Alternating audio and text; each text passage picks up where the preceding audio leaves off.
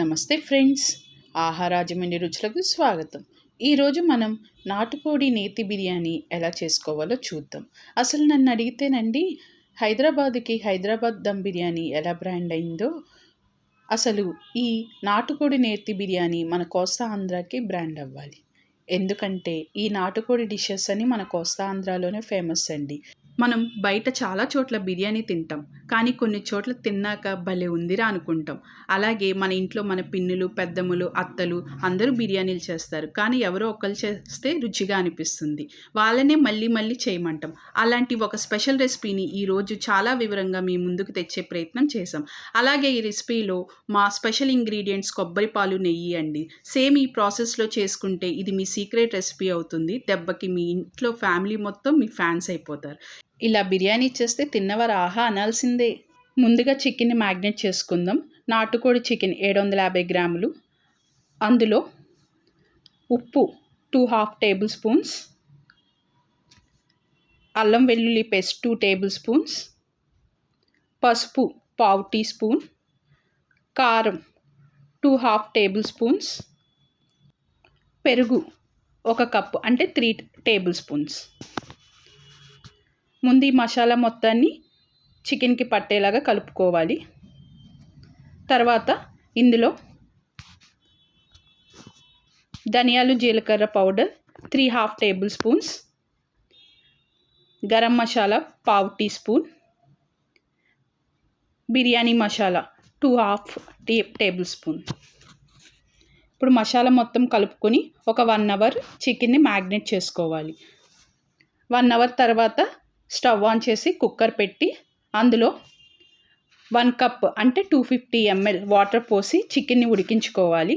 ఇప్పుడు కుక్కర్ మూత పెట్టి మీడియం ఫ్లేమ్లో 8 విజిల్స్ వచ్చే వరకు ఉడికించుకోవాలి. ఇప్పుడు బాస్మతి బియ్యం మేమైతే 2 కప్స్ తీసుకున్నామండి. 1 కప్ రైస్కి 1½ గ్లాస్ వాటర్ పోసుకోవాలి. 1 అవర్ నానబెట్టుకోవాలి.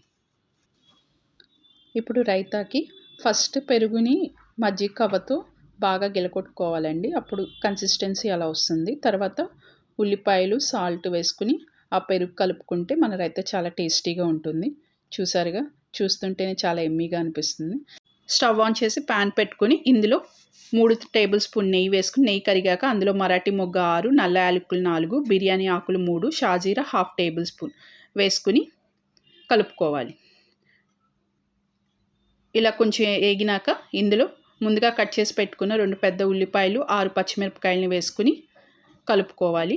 ఈ ఉల్లిపాయలు వేగి లైట్ గోల్డెన్ షేడ్ కలర్లో వచ్చాక ఇందులో 2 చిన్న సైజ్ టమాటాలను తీసుకుని కట్ చేసుకుని వేసుకోవాలి.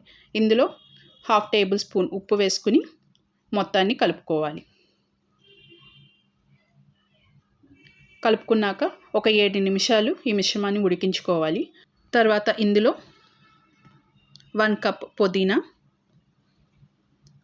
1 కప్ కొత్తిమీర వేసుకొని చక్కగా కలుపుకొని ఇంకో 5 నిమిషాలు ఈ మిశ్రమాన్ని ఉడికించుకోవాలి.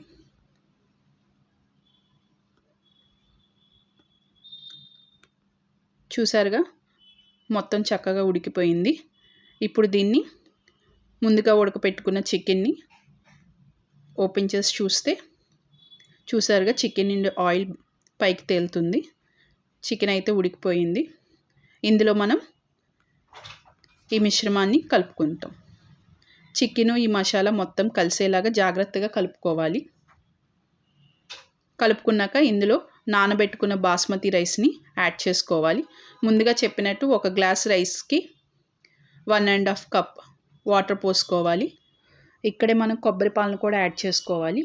ఒక మీడియం సైజు కొబ్బరికాయలో ఒక చెక్క తీసుకున్నామండి. దాన్ని గ్రైండ్ చేస్తే 250 ml కొబ్బరి పాలు వస్తాయి. ఆ పాలను కూడా ఈ వాటర్లో యాడ్ చేస్తాము. ఇలాగ మొత్తం యాడ్ చేసుకున్నాక గిరెట్తో జాగ్రత్తగా కలుపుకోవాలి. మరీ స్పీడ్గా కాకుండా స్లోగా కలుపుకోండి. ఒక 7 మినిట్స్కి మనకి ఇలాగ బబుల్స్ వస్తాయి. వాటర్ టేస్ట్ చేసి ఉప్పు సరిపోకపోతే మీరు యాడ్ చేసుకోవచ్చు మీ రుచికి తగినట్టుగా. మేమైతే 1/2 టేబుల్ స్పూన్ సాల్ట్ని యాడ్ చేసామండి.